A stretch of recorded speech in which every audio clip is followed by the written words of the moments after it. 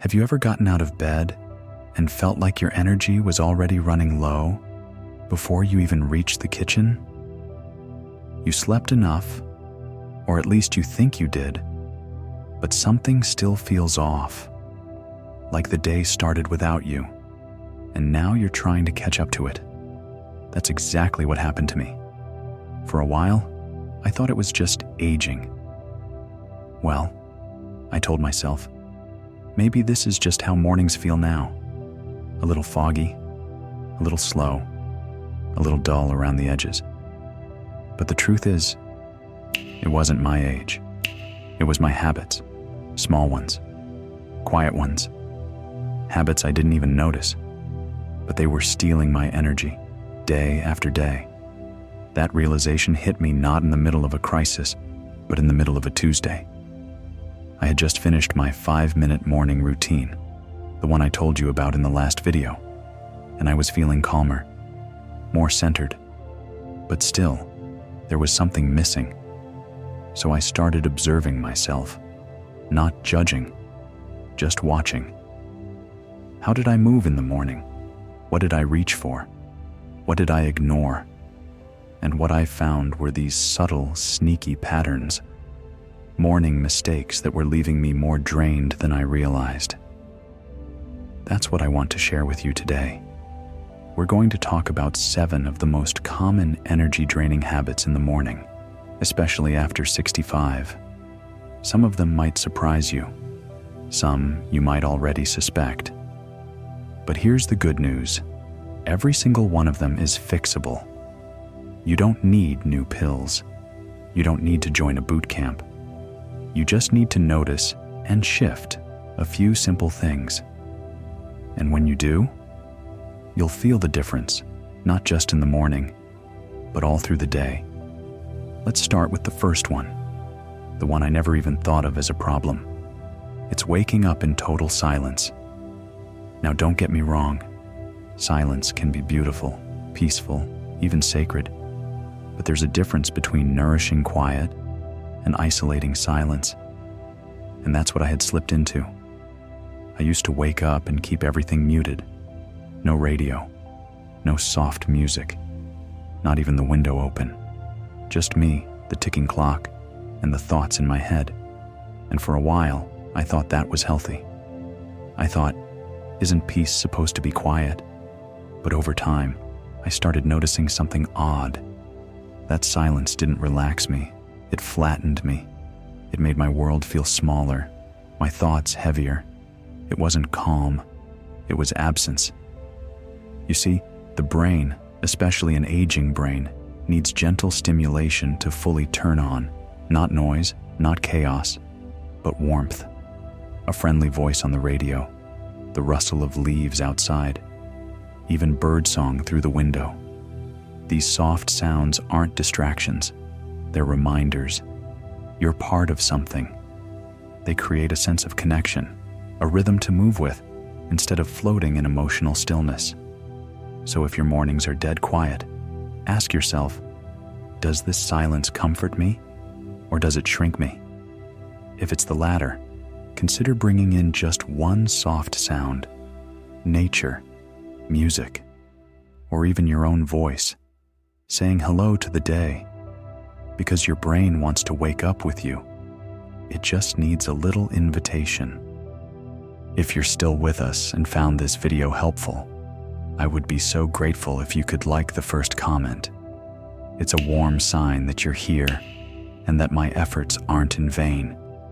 And if you haven't subscribed yet, welcome. Please hit subscribe. And if you'd like, turn on the bell so you won't miss future episodes.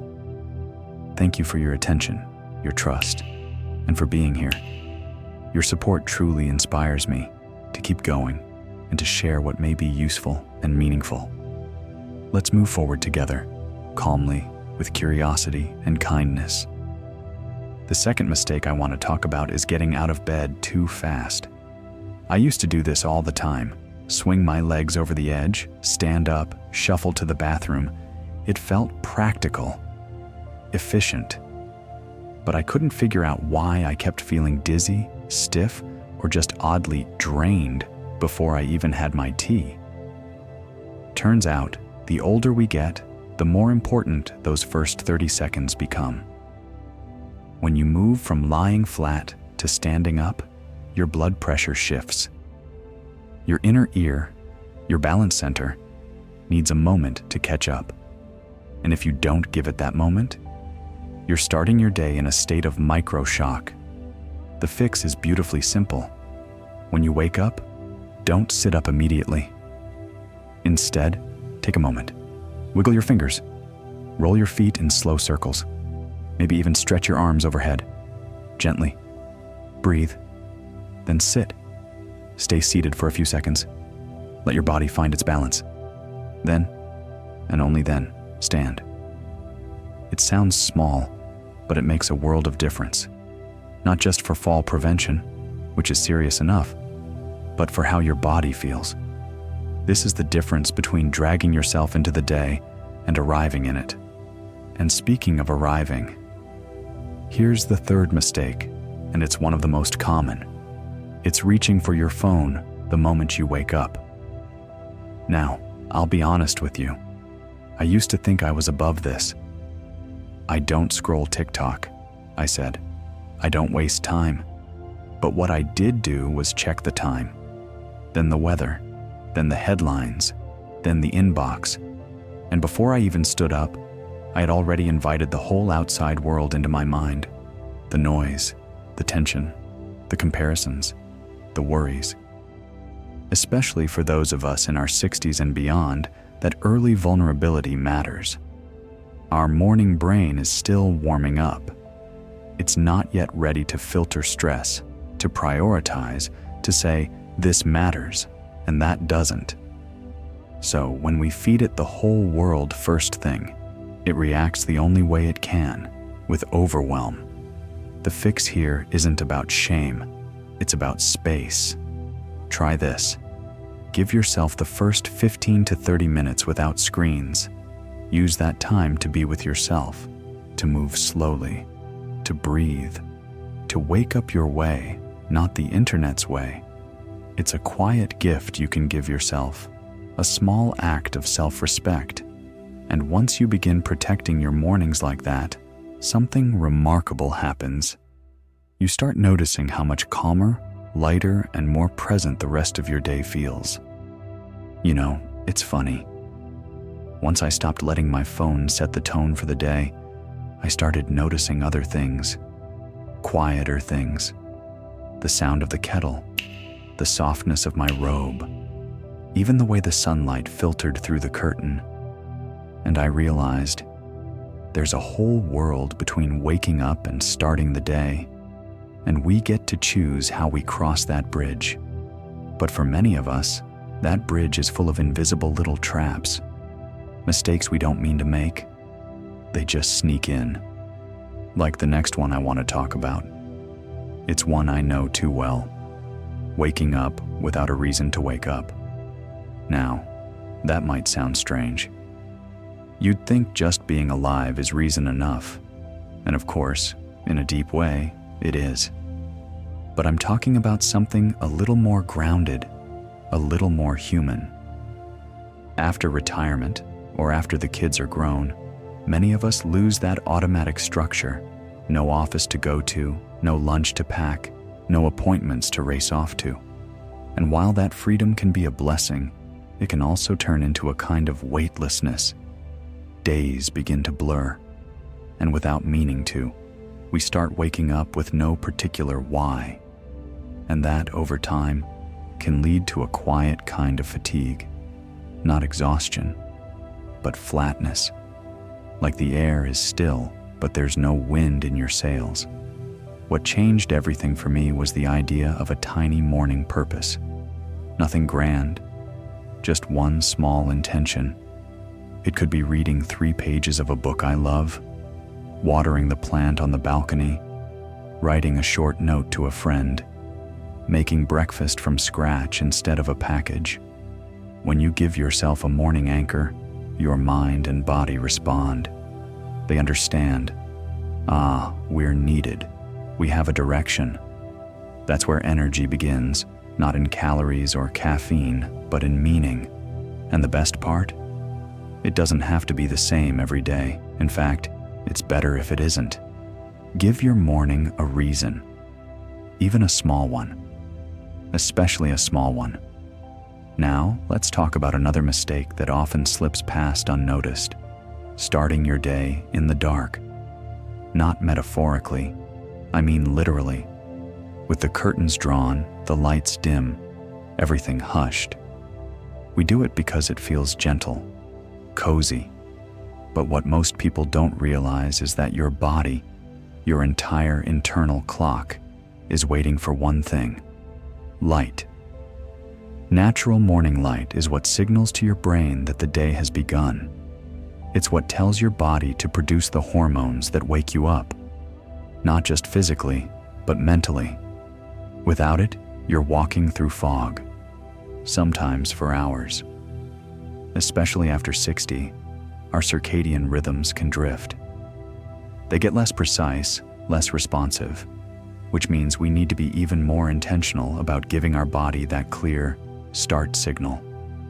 So open the curtains, step out on the balcony, sit by the window with your tea.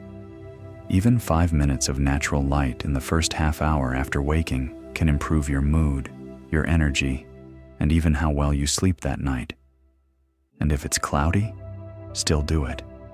The brightness of daylight, even on a gray morning, is far more powerful than any lamp or screen. This next one might surprise you. It's not about light or posture or even habits you do. It's about what you don't do with your senses. I call it the mistake of not waking up your body's feelers. Let me explain.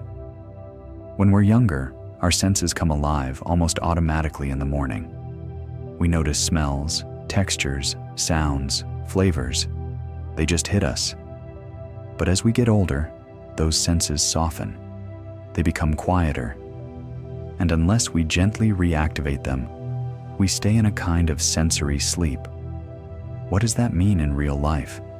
It means brushing your teeth without really tasting the mint, drinking tea without noticing the warmth, walking without feeling the floor.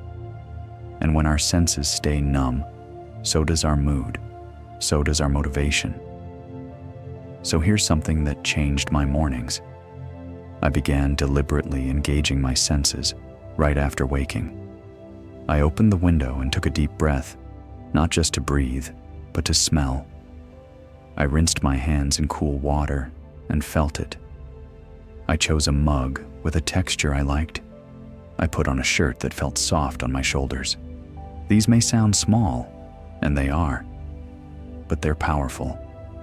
Because when your body feels alive, your mind follows. It's a subtle shift, but you start your day not just functioning, but experiencing. And that's what morning should be, especially after 65. Not just routine, not just noise, but a quiet reawakening of your whole self. Let your senses greet the day. Give them something to notice, to touch, to hold. That's how presence begins. And that brings me to the last mistake, one that doesn't always get talked about out loud, but I think it should. The last mistake I want to talk about isn't one you can see.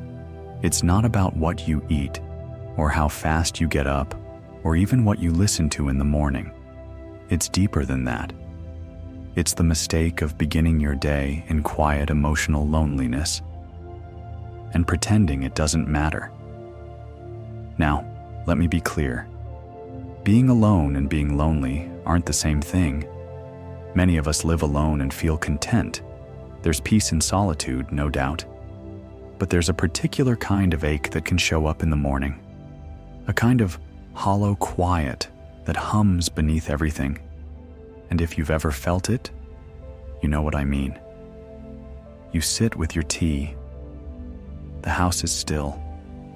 No footsteps, no voice calling out from the next room. No one to say good morning to, and maybe you've gotten used to it. Maybe you've convinced yourself that's just how life is now.